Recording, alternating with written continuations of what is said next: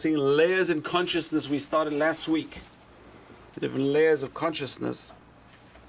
So what happens when a person meditates? The person's going to realize what happens when we meditate, what the process is. What is the process of meditation? So you have to understand the levels of the soul. Where are the levels of the soul in our brains? And number one is, if you go to a neurosurgeon or a neurologist, they'll say, no such thing. The brain is the brain, everything comes from the brain. All your thoughts in your brain, the conscious, the subconscious, everything is the brain. And that's between the rabbi and the doctor. The doctor just talks about the physical, the rabbis talk about the spiritual. So let's talk about the spiritual.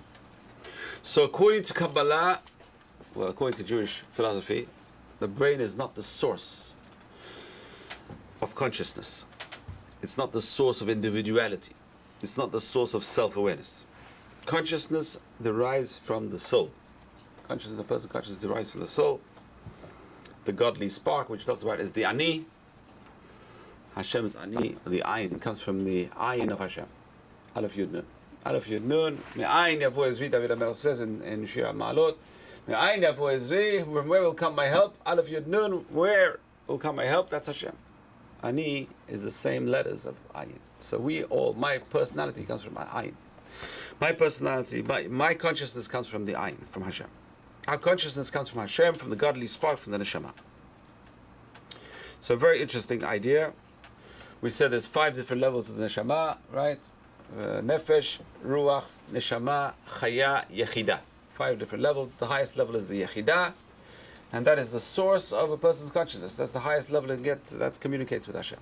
Yechidah. The Yechidah goes to the Chaya, from the Chaya goes to the Neshama, Neshama goes to the Ruach, and the Ruach comes down to the Nefesh. But each one of those has 5. So the Nefesh itself has 5 levels, and the Ruach has 5 levels, and it keeps on splitting and splitting and splitting. Okay. So anyway, so what is the brain? Where does the brain come into play? And the answer is the brain is the mechanism through which the Neshama works. The brain is the mechanism by which the Neshama works. The Neshama is the power box. The brain and the senses are the wiring which does all the work. So the Neshama is powering the brain. That's why when the person dies, the neshama goes away. The brain is still there. What happened all of a sudden? So you say the heart stops, the whatever. You can't live without the blood pumping or whatever. But there's other things going on. Something's missing, and that is, you see a person with a coma, and the heart's working. What happened to his brain? Or how come he's not communicating? The answer is the neshama. So we know that's a big secret. That was the big secret when science discovers the neshama. We had one of the great philosophers, Rabbi Sassoon, Suleiman Sassoon. There's a book over here. Can't understand it. He wrote many books. He's a very genius. This guy's a genius. He says eventually, science will discover the neshama, and that's Messianic age. That's the Messianic age. When science discovers neshama, they can't argue there's a God. It's the soul. They found the soul. To find the soul. But actually, you can't measure the soul. So the answer is you can see a difference between a person alive and not alive, and you have to find what ticks. What's making that difference?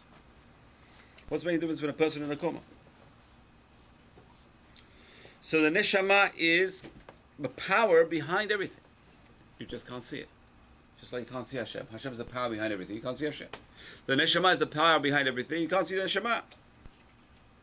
So the brain and the senses are the wiring of the power box behind it. The power is the neshama. The battery is the charge of the battery is the neshama.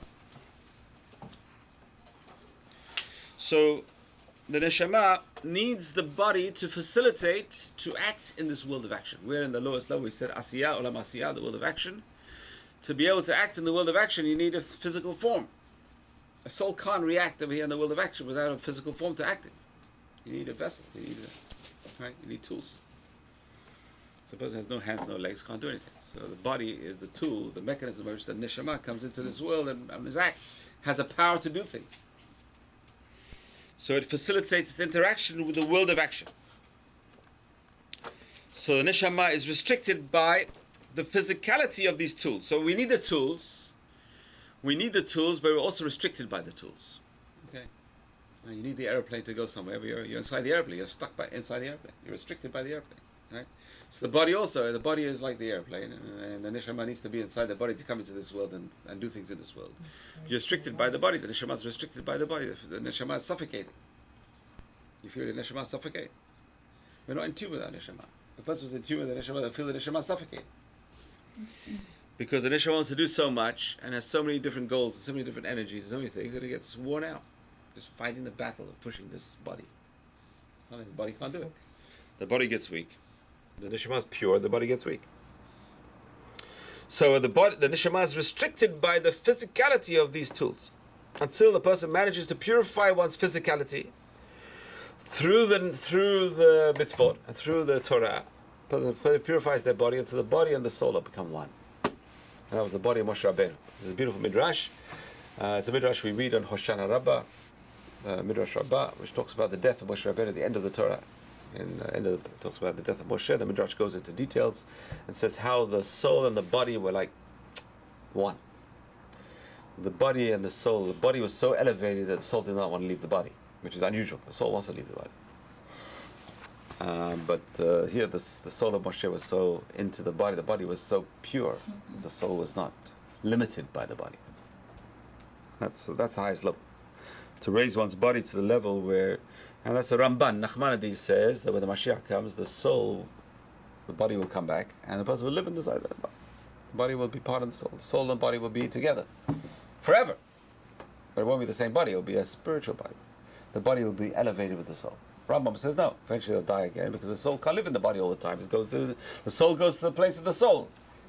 Ramban says no, the place of the soul is in the body. That is the ideal. But the body should be elevated up to a high level as well. So a person's got to elevate their body so that the soul is not limited by the body. That's the point. Because the body limits the soul, but the body is pure. The body becomes spiritual. So the soul is not limited as much. So the soul becomes the balabait, becomes the owner in charge of the soul. And all the material trappings transform to support the spirituality of the soul. Until then, the soul's got to wade through all these physical barriers. And that's the trouble. The soul is inside, say, a very cloudy, dusty room. It wants to wave through the window, but it can't get through. It's full of cobwebs and dirt and whatever, and the windows are all dirty. And so it can't really broadcast itself. It's stuck inside. So that's we have to try and get our soul to be able to talk. And a person wants to get in touch with their soul. How do you get in touch with their soul? We also have to try and reach in. The soul's reaching out. We have to try and reach in and try and meet somehow. So we have to know the mechanism by which we can do that. And a person who can reveal their soul gets to a very high level of Ruach HaKodesh already. That is Ruach HaKodesh. Ruach HaKodesh is through the soul. As the person's soul is. We find Rabbi Yosef Karo, right? He has this book, Magid Mesharim. The Magid is talking to him. Who is the Magid? The voice of his Mishnah. Who is his voice? His voice is talking to himself. His voice is talking to himself. This soul is talking to him through his voice, his own voice. He can hear. Not only he could hear, but other people could hear through him talking. And he knew it was him. Who was it? And the answer, Magid came using his voice and speaking, broadcasting. That's Ruach HaKodesh. So through his soul, he's in touch with his soul. That's the Bat Kol. The Bat Kol is the echo of higher communication that comes through the soul. So a person can tune their senses to be aware of the soul's inner voice. That's so hard. How do you tune your senses to be aware of the soul's inner voice? Okay, so now we're going to go, he goes into details over here. Trying to synchronize the language of the Kabbalists with the psychologists. So I don't know how successful you can be in synchronizing the language. We try. For millennia, he says. Kabbalists have been describing different states of mind and parts of the brain. All right, for example, expanded or super consciousness. So we know it's called Muchin de Gadlut. There's a concept of Muchin de Gadlut. Big, large brains, expanded consciousness. Muchin de Gadlut, right? Usually a person gets Muchin de Gadlut after the Bar Mitzvah. Prior to that is Muchin de Gadlut, small brains, small Muchin. Literally, small brains don't exactly know what it means. It means the energy inside the person is limited, right? The energy inside the person gets expanded after the person.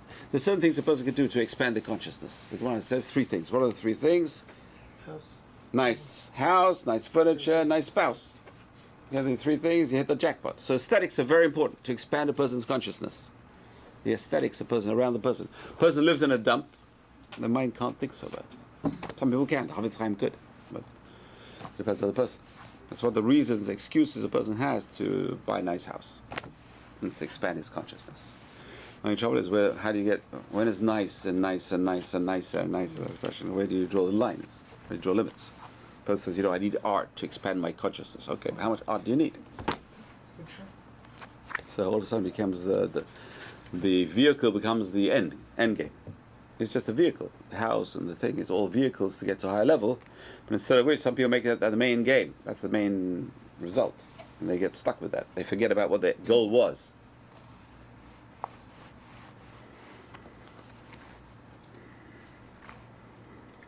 So expanded consciousness, super consciousness, the inner child, the left brain, the right brain. So the active part of the consciousness. Oh, good. What is the active part of the consciousness? We said here last week, says da'at. Da'at.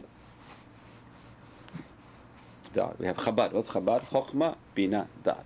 Chokhmah, Bina, Da'at. So da'at is the consciousness. The person is just thinking. Rational thinking is da'at. Da'at is rational thinking, rational thought. That's called da'at. It's a continuous process of self-realization, experiencing self-awareness through subjective incidents, interacting with the world. So that's da'at. Now behind the da'at, that's da'at. Da'at is the thoughts of a person, the rational thoughts of a person. Behind the da'at is a bina, understanding. We said that's the subconscious. And we said there's two parts of the subconscious. So the backdrop of the conscious is the subconscious. So it has two parts. The lower, the outer part, which involves automatic brain patterns. We talked about last week that you go on autopilot. You can drive somewhere and say, how do I get there? I don't remember driving it. And the answer is the body goes on autopilot. You can walk down the road. People today, you see on their cell phones, they're walking down the road, cell phones. Well, how are they walking? And the answer is they're on autopilot. How does the heart beat by itself? Can you imagine if you focus on your heart, you'll go crazy. My heart is not beating enough. It's not beating here. It's slow or fast. Try and direct. You can't even direct your own heart. It's like, how do you control the thing? It's got its own control system. It's autopilot. The heart is under auto. Everything's under autopilot. It breathes automatically, person. It's all reflexes, automatic reflexes. Amazing how Hashem created the body. You don't have to think about how your body's operating every second of the day, unless you have pain somewhere. The body's going to ask you for help. If you don't have pain, your body's working. Can you imagine all the blood is going through? I don't know how many miles of tubing there is in the body, right? Miles and miles of tubing and blood and arteries and guts and all this stuff, all that going round and round. Everything's going round and round. How many times do people think about? I wonder my heart, where my blood is now. Where the blood come out of the heart, it's going pumping through the body. Where is it? Who knows? Don't pay attention to it. Why? It's automatic. Baruch Hashem, it's amazing. If it wasn't automatic, we'd go crazy. We'd be focused 24 hours a day on our brain. On our brains, we focused on and they're focused, but parts of our brain. That's part of the subconscious. The outer subconscious is focused on the all the order processes which are going on in the body. Interesting. So that's part of the bina. And then this higher part of the bina is the imagery that prods the consciousness. And that's harder to see. That's the subconsciousness. That's what Freud and all the other big, what they call them, quacks. I call it quacks. Oh, huh? That's what they're trying to get to. They're trying to get to the subconscious, because the subconscious is the thing that controls the behavior on the outside. Even though he thinks it's not the conscious mind, it's the subconscious mind behind, the layers behind the conscious mind. So that's Bina. What is Bina? It's the subconscious. So there's two parts of Bina. One part of the Bina is the order functions, and the second part of Bina is the thoughts behind the thoughts, the subconscious thoughts. Much harder to get to. Now behind the subconscious, that's where we're trying to get to. If you want Ruach HaKodesh, you have to get through the subconscious, through the Bina into the Chokhmah. That Chokhmah is the inner brain. That is a state of pure consciousness. This is the part of the soul without restrictions of the physical brain. That can see beyond. So if you're in tune with your Chokhmah, you can see beyond your eyes. You can see in a non-physical way. You're not bounded by your physicality. That's amazing. But it's not bounded. They can see beyond. Right? That's the third eye, basically. Third eye is the eye of Chokhmah, which is the eye of meditation, basically. If you can break through that subconscious, cut through the chatter of the subconscious, and go to the inner mind, which is the Chokhmah, you can start conversing with the soul. That's basically that's the idea. So the soul influences the consciousness via the subconscious. But accessing it, if you're speaking directly, instead of going through the the chatter of the subconscious, you're going straight to the soul. So the conscious mind, the dot, real-time experiences and thoughts is influenced by the subconscious, the bina, the memories, the impressions, humanity's collective experience. The subconscious is the skeleton upon which the conscious mind builds. Okay? Just like a person's thinking is influenced and shaped by their mother figure, right? And in 9 months we're in the mother, how much are we influenced by what her thoughts, how do her thoughts influence us? Same thing, our bina is like the mother, influencing our dot, influencing the thoughts. So the subconscious influences the conscious. The inner mind, which works through the subconscious, to try and affect the subconscious, the conscious as well. So it works through the subconscious, trying to affect the conscious.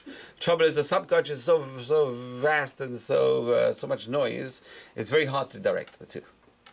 It's very hard for the Chokhmah to talk to the Da'at and the Da'at talk to the Chokhmah. And that's what meditation does. Meditation is bypassing the Bina to talk to the Chokhmah. That's what meditation. Bypassing, quietening the subconscious and dealing directly with the inner mind. So bypassing the subconscious and dealing directly, that's what meditation does. Meditation consciousness is bypassing the subconscious and going straight into the higher level of the Chokhmah. Okay, so that's what we talked about last week. Just recapping, and now we're moving on to the evil inclination, the good inclination. And there's a very, very important Sha'arei Kedusha. Sha'arei Kedusha was a sefer written by Rav Chaim Vital. It's one of the Sha'arei Kedusha. And it basically, today it's learned as a book of Musar. And you can download it free anywhere on the internet. And you can read it. There's a site called Sefaria, which has all the Sefaria. Beautiful. They did a great job on this. This one is not translated to English, it's Hebrew.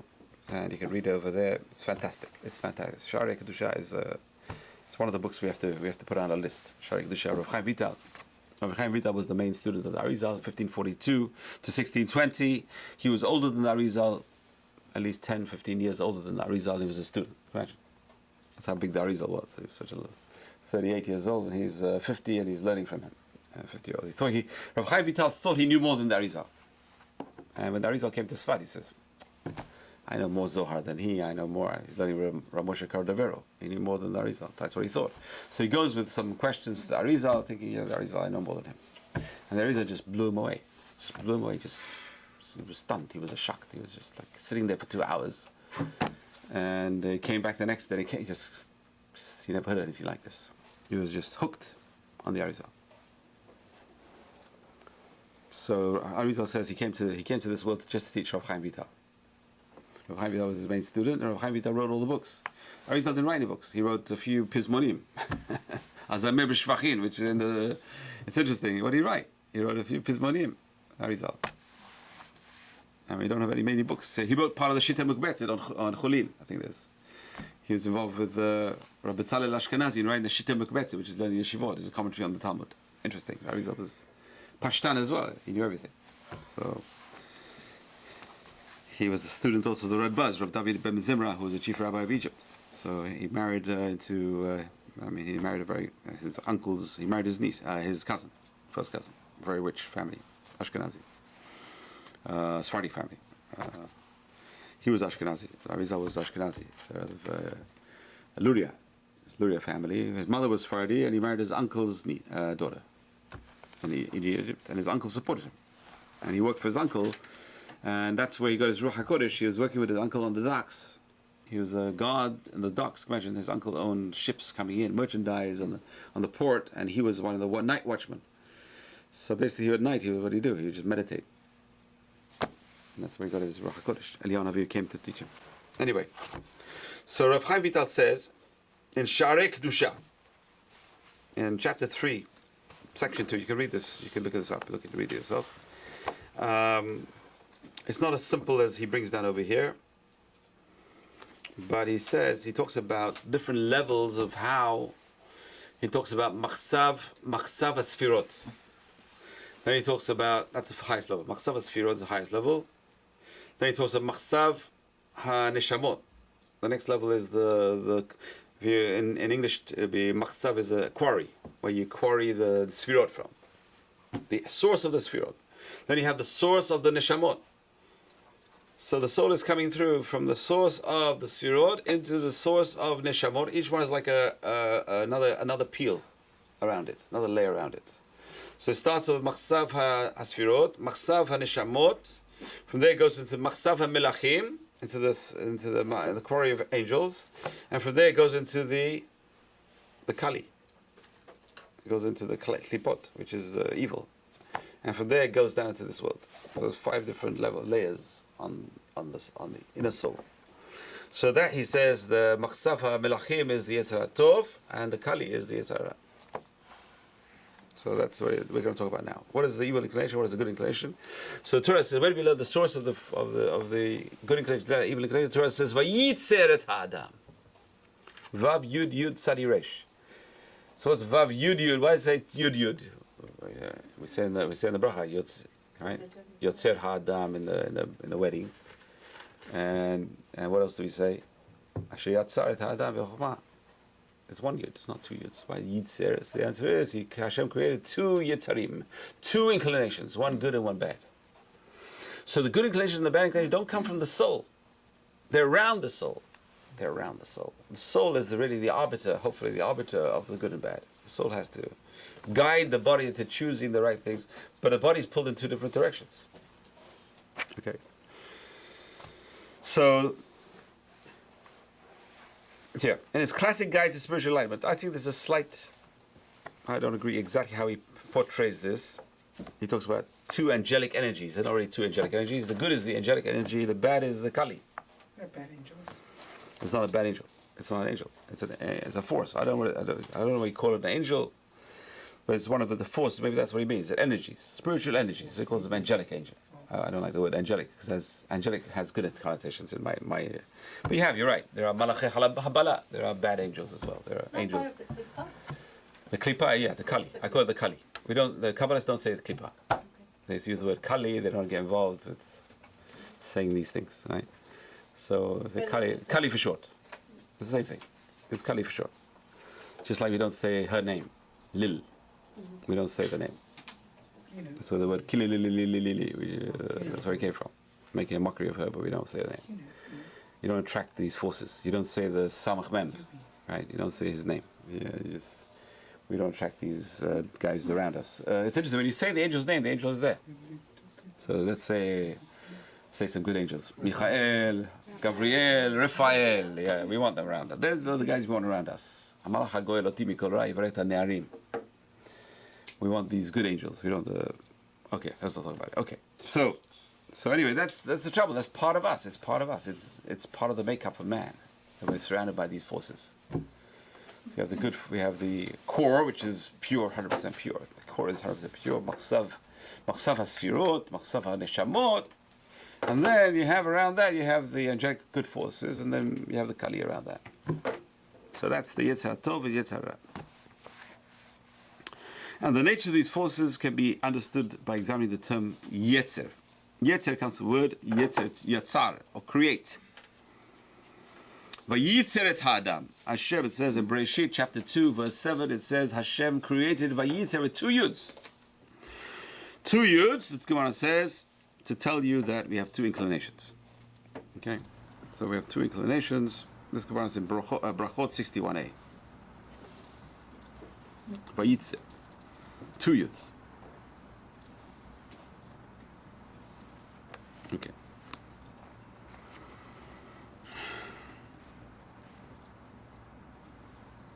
So, what is evil? So, evil, he says in the note over here, he says evil suggests absence of good. So we have Yotzer Or Borei Choshech. God created form light and he created darkness. If you look at the source of that bracha is in Yeshayahu. Yotzer Or Borei Ra. He doesn't mess around. Yeshayahu tells you what is Choshech. Choshech is evil. God created evil. What is evil? Is evil the absence of good? Or evil the absence of light? Or is evil goodness which is twisted? And nothing God's will is evil, totally. Okay? So, we'd like to say it's evil which is not evil. Evil is a mixture. It's a distortion of good energy. It's a mixture of clean and unclean. Okay. So the Yetzer Hara is the impulse to survive. We talked about the ego. And when the impulse turns narcissistic, it becomes evil. So where do we find this in the word Ra? Ra, the opposite of the word Ra is air. Ra, air.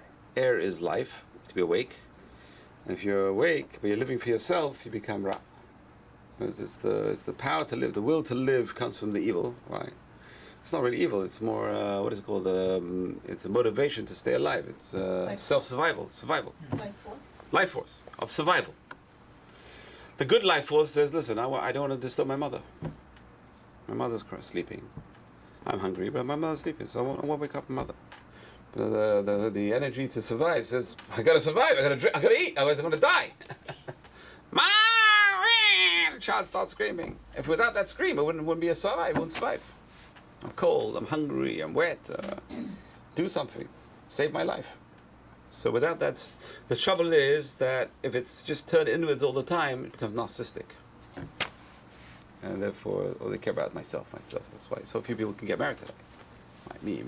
I know people now buying dogs in Manhattan. They're buying dogs. The singles are buying dogs. Why are they buying dogs? Well, I don't think they're narcissistic all the way because they want to give to something.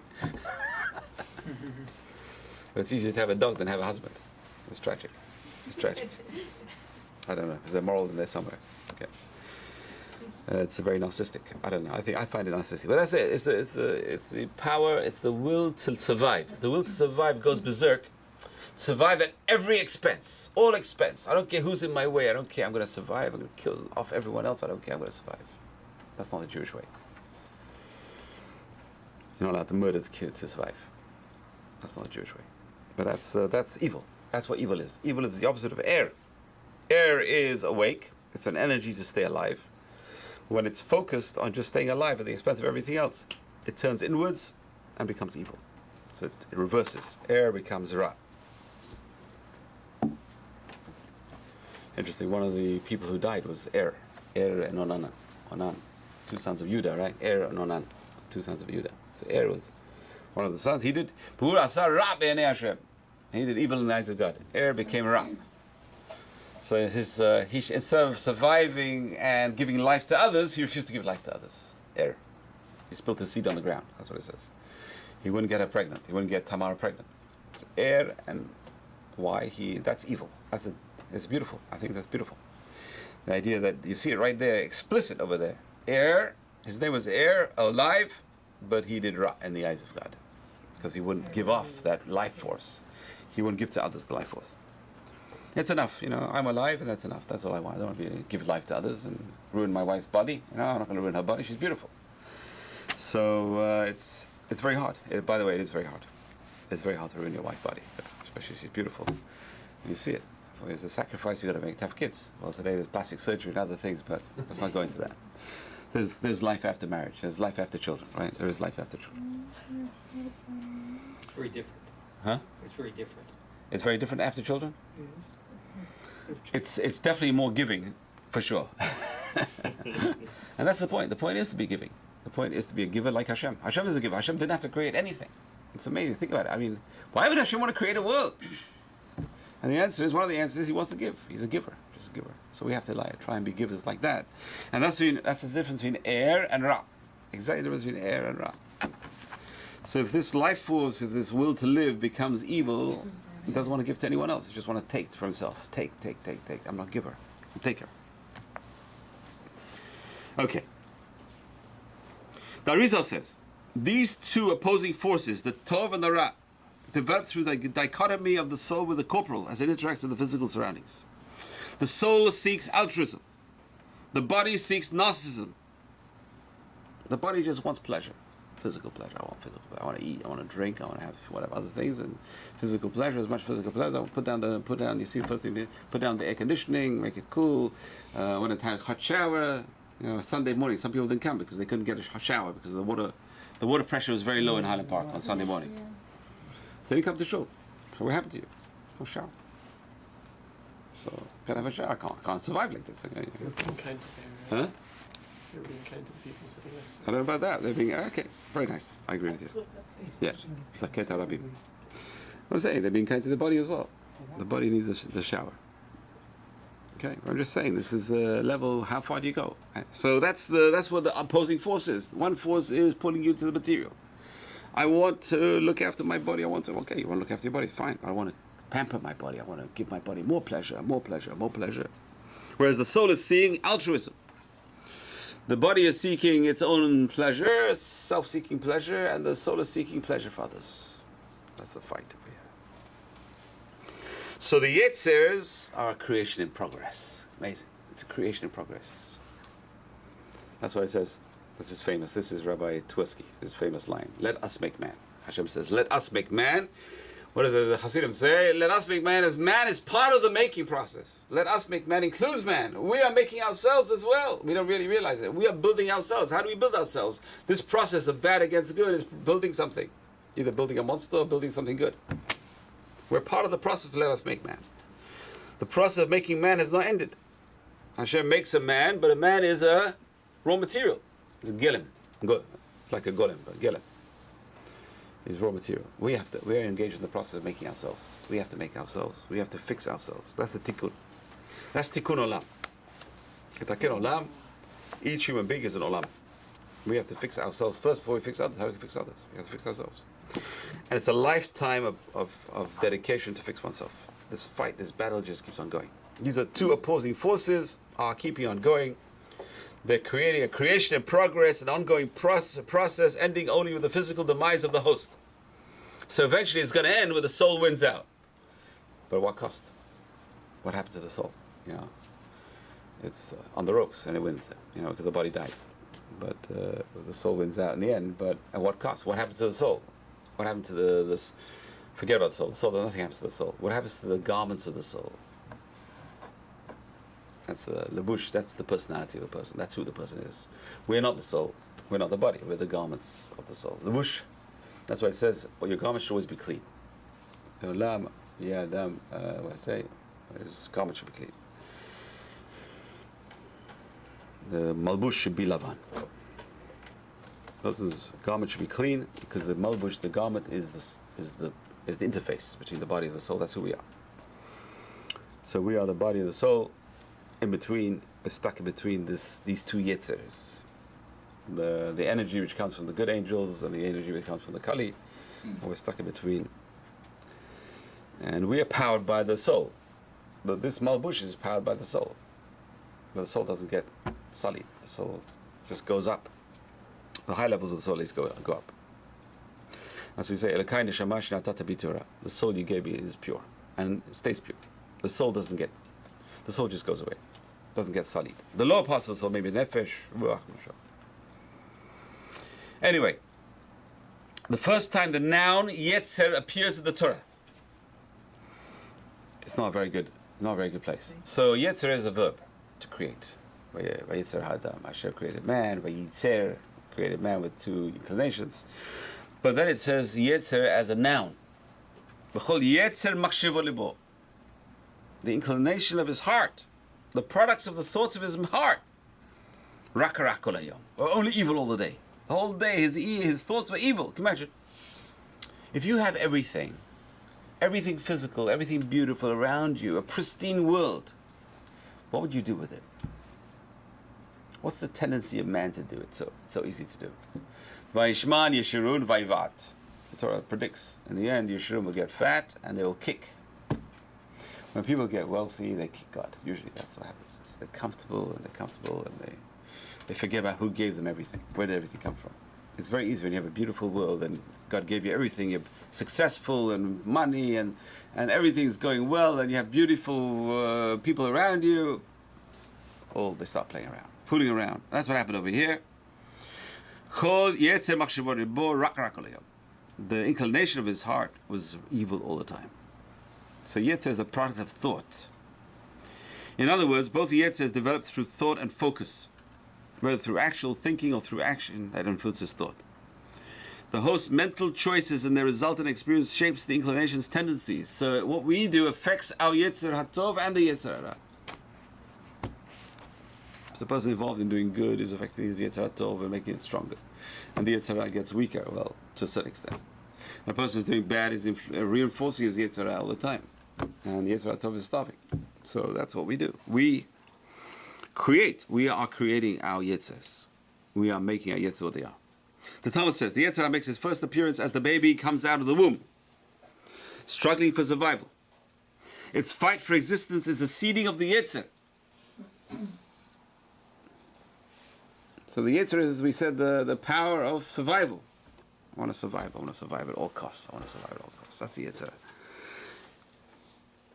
And the Yetzer comes out with the child. Imagine, the Yetzer Hara is inside the child because, this child has to survive. It has to have the Yetzer Hara. It has to think about itself first. Put itself first. That's the Yetzer Hara. Put yourself first. And then only later on does it get a Yetzer Tov. So it's 13 or 12 for a girl.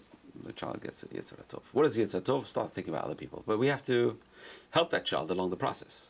So you educate your children not to fight with others and to be considerate of other people's feelings. And that's part of the education to get the Yetzer Tov. That's part of the thing. So how does a person know if they have a Yetzer Tov or not? And the answer is very simple. If a person thinks all the time selfishly, what's in it for me? What's in it for me? What's in it for me? Doesn't think about giving to others, pure selfishness. Person says, I want to give, pure Yetzer Tov. Amazing. So a person can see themselves, what's inside their minds. A person has bad thoughts all the time. Yetzer Tov. Yetzer Hara is active, very active. A person has good thoughts all the time. It's the highest level you can get to. The thoughts are the highest level you can get to. Good thoughts. But that's the battle. It's a constant battle. Just when you think you've won the battle, that's the big mistake. Just when you let your guard down, bang, a person falls straight down the chute. Chutes and ladders. You climb up the ladder, you get to the top, you say, I'm an angel. Oh, you're an angel, yeah? Right down. Because why? Because gava, straight away. A person has pride, I'm an angel, I beat the Yetzer Hara. Yeah, the Yetzer Hara is laughing. You beat me, you think you're so great, right? Pride is the worst thing you just felt. Just that thought. So a person's got to keep praying. Right? We pray every morning, right? Keep me away from my Yetzer Hara. Stick me to my Yetzer Tov. We pray every day. We have to pray harder. Especially Elul. Try and pray harder.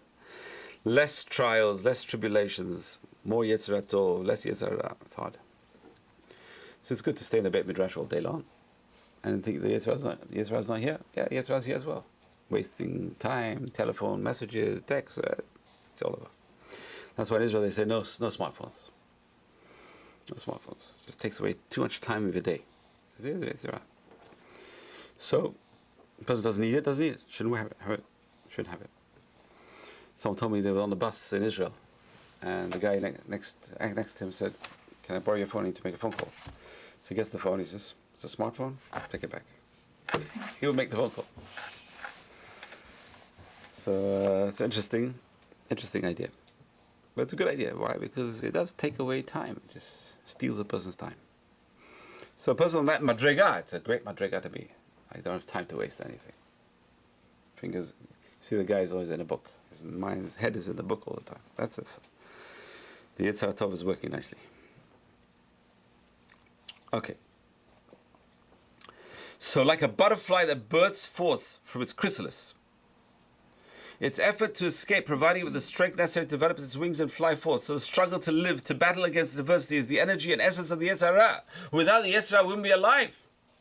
A person would lose their desire to eat. You see this in the old age homes. Right? So they turn off. So all of a sudden the old person switches off. He says, I give up. No desire to live. I have no desire to eat. I have no desire for anything. What happened? The Yetzer Hara stopped. There's no Yetzer Hara anymore. The Yetzer Hara stops. The Gemara says in Avodah Zarah, right? The rabbis tried to destroy the Yetzer Hara. What happened? The chickens stopped laying eggs. I mean, the whole world stopped. There was no... People stopped going to work. So after having children, it stopped. So they said, we need the Yetzer Hara. We're going to take away the Yetzer Hara of Avodah Zarah. Some part of the Yetzer Hara will cut it off. The rest of the Yetzer Hara we need. Otherwise, the world will end. No Yetzer Hara, the world ends. There's no drive, no ambition, nothing. The Yetzer Hara, everything's from the Yetzer Hara. All ambitions come from Yetzer Hara. The person with no ambition is a very holy person. And you see that some people are not motivated at all. They're not motivated because they don't have this drive. Either they weren't born with it. It's amazing. Some people are not born with this such a powerful drive. It's amazing. They're purer from birth. You see, some people are very pure. There's just no drive there. I don't want to buy a car. I don't want to drive. I don't want to do anything. I don't go to work. No. You eat? Barely. No, you don't drive to eat much. It's like, but that's not good. Why? Because then you have no drive to produce. The whole idea, at least spiritually, how do you get a spiritual drive to produce? Also, you need the Yitzhak as well. You need that jealousy of a scribe to be able to produce more. This guy wrote 5 books. Why can't I write 6 books? Like, you need that kind of. It's a Yitzhak as well, but it's a Yitzhak for good. So a person's going to take that Yitzhak, use it for good. Take the bad and use it for good. That's the idea. Take the Yitzhak and use it for good. Take that striving and use that striving for good purposes. So like Shlomo Melech, he likes beautiful buildings, so build a beautiful shul. Build a beautiful Beit HaMikdash. Build a beautiful Beit HaMikdash. He likes building. So you have the urge to build. You're a builder, so build something good. Build something worthwhile. Build something constructive. So the Yetzer Hara is necessary for physical survival. Its desire, though, is a pleasure of existence. That's the trouble. So it goes beyond just self-existence. It goes beyond staying alive, and it goes into the next phase, which is unnecessary material. I need materialism, even though it's unnecessary. Left to its own devices, it can trigger all sorts of ego-fulfilling behavioral tendencies. You see this today. People just go in for the kicks.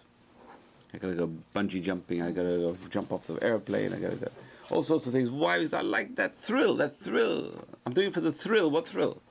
And that's the Yetzer Hara's thrill. The Yetzer Hara gets a thrill out of it, gets a kick out of it. It's not for survival. It's the opposite of survival sometimes. That's definitely a Yetzer Hara. If it's got some danger in it, it's definitely a Yetzer Hara. The Yetzer Hara wants to kill a person, so that's a good way to go. It seeks self-awareness through the senses. Everything is sensual. However, through learning experiences, we can refine and channel this primal urge to a desire for spiritual self-awareness. That's the whole point. The whole point is use the Yetzer Hara for good. Use the Yetzer Hara to motivate a person for spiritual awareness. And when a person tastes dveikut, that's hard to do. Taste dveikut. Taste being close to Hashem, nothing better. How do you taste dveikut? It's hard to do this if you're outside of yeshiva. I tasted dveikut just by sitting and learning 16 hours a day in the yeshiva and hearing the noise of Torah around you. It's just like, it's so sweet. You just can't. There's nothing that can replicate it spiritually. Nothing replicates it spiritually.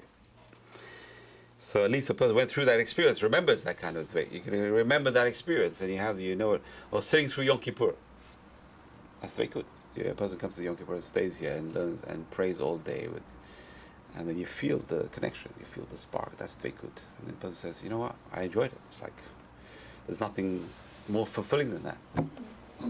However, Yom Kippur can last longer, we're just not capable of doing it, that's all. Physically we're not capable. So, but that dveikut is there. It's amazing, you see people coming to Selichot in the mornings. And these are people who don't come during the rest of the year, I don't know where they are. So, but they come in the mornings, why? They feel that dveikut, they feel that extra. So that's a spiritual thing. Feeling it is a spiritual thing. So a person, when they taste that sensitivity to the spiritual, the drive can all be altered. The person says, there's something more to life than physicality. There's another kind of pleasure I never had before. It's amazing. When you get hooked to that pleasure, there's no end to it. You find a person converts to Judaism. It's like, because I can't find that pleasure anywhere else. I can't find that dveikut. I can't find that spiritual pleasure. It's amazing. The person becomes religious. I can't find that spiritual pleasure anywhere. The person keeps Shabbat. I can't find that pleasure of Shabbat anywhere. There's nothing to replicate it. That's what they say. Mein olam haba, Shabbat makita. Shabbat is like mein olam haba. It's a little taste of the world to come. So a person's got to feel that. Once a person feels that, nothing else replicates it. There's nothing else. There's everything else. Hevel havalim. God says, I tasted everything. I tried everything.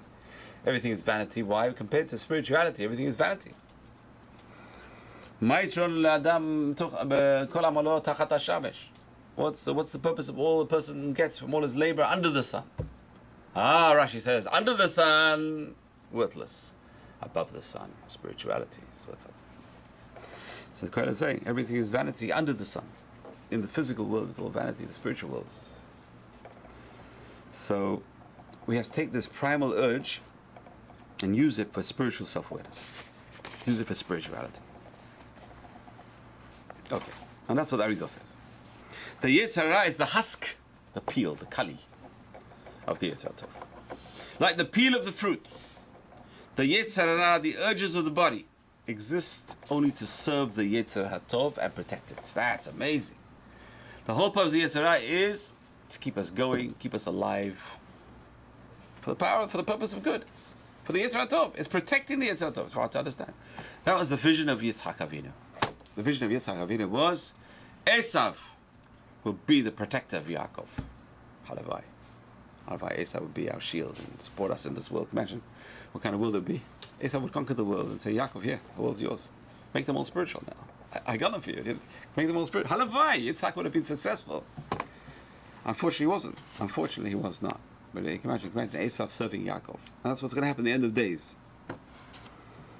At the end of the days, people realize that they'll serve us. They'll say, right, we want the spirituality. We want to serve the spirituality. So the Yetzer Hara's task is to keep the person alive for the sake of the goodness. The trouble is, we're not aware of that. We just don't see that. So we get into the self-preservation and we make it into a purpose. The goal is self-preservation. So now I got to go to the gym. Now I got to eat special food. Now I got to do this. And it becomes a whole lifestyle. What for? Just to stay alive. What are you staying alive for? I'm staying alive to stay alive. I'm eating in order to live. Well, some people live in order to eat, but eating in order to live. But what are you living for? What's the purpose of life? It's not just stay alive. There's another higher purpose. So that's the part. The Yetzer Hara was created to keep the body alive, to serve God. But that's the part people forget. The urges of the body is to serve the Yetzer HaTov and protect it. If a person conducts themselves properly, making the right moral choices and fulfilling God's will, the Yetzer Hara will help and strengthen the Yetzer HaTov, adding his own zest to the Yetzer HaTov's energy. Oh, that's great. That's what we need. That's the Reish Lakish. We need the Reish Lakish. Comes with his Yetzer Hara and wants to serve God.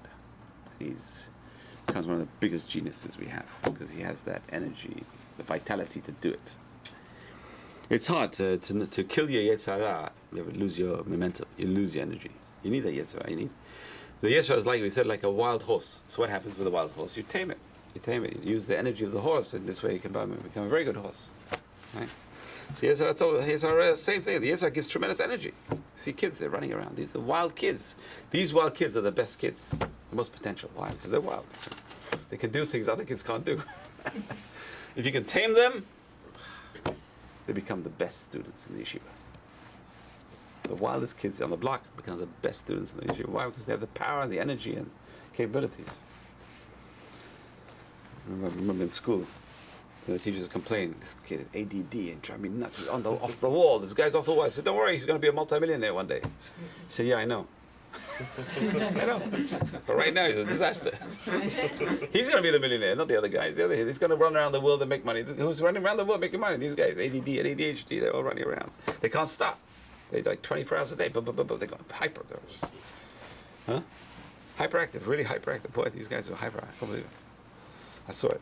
I saw it with my own eyes. I said, these are the guys who are going to make it. They're brilliant and they're hyperactive.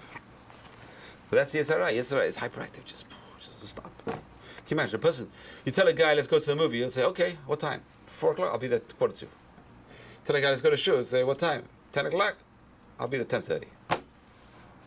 Why? No Yetzer Hara. The Yetzer Hara gives the impetus. The Yetzer Hara is much more powerful. And that's why Baal Teshuva is greater than Tzaddik Gamur. Why? Baal Teshuva's got the Yetzer Hara. He channels it for good. And he has the best of both worlds. The Tzaddik Gamur is very hard. It's very hard. Walk slowly it's very hard to be a Tzaddik Gamur. The Yetzer Hara has been sort of semi-destroyed. Never had a Yetzer Hara maybe in the first place. I don't know. Everyone has a Yetzer Hara, but it's very basic Yetzer Hara. It's like just staying alive. Is there a statement that says the bigger you are, the bigger you get? Yes. Yes. It is. There is a statement. Kol hagadol mechavero yitzro gadol heminu. Okay, but I don't know how. It's bigger, right? But relative to the Yetzer HaTov, it may be much smaller. I mean, it's definitely bigger, but it's still the guy's Yetzer HaTov is so great. Or his knowledge of the tactics to subdue it. Yeah. But maybe he didn't even need to subdue it because he's born so holy. You have holy parents, and the kid is born holy. You have cases like that. So the kid never had I mean, okay. We see this in families. Some kids are wild, some kids are sweetest kids, the purest kids you can get. I had a brother who would sit 5 years old, read Tehillim all day. I'd ask, but you got a kid that sits down and read Tehillim. And how does he know it? I don't know. Where did he learn it from? I don't know. He taught himself everything. Inspired. Tzaddik. So pure from birth. It's like, so it comes from the parents' thoughts when they have conception. It says the very holy thoughts the person has, or zechut avod, or whatever it is, it comes out. So, but the person who's coming from the other side, the reward is much better because there's much more effort, much more scar. He gets much more reward for climbing the ladder. So the person's already born on the top of the ladder, so it depends how high you go. Okay, we're going to stop here. And we're going to continue Bezrat Hashem next week. Bezrat Hashem. Next Sunday we're going to have a special program. Next Sunday night is a special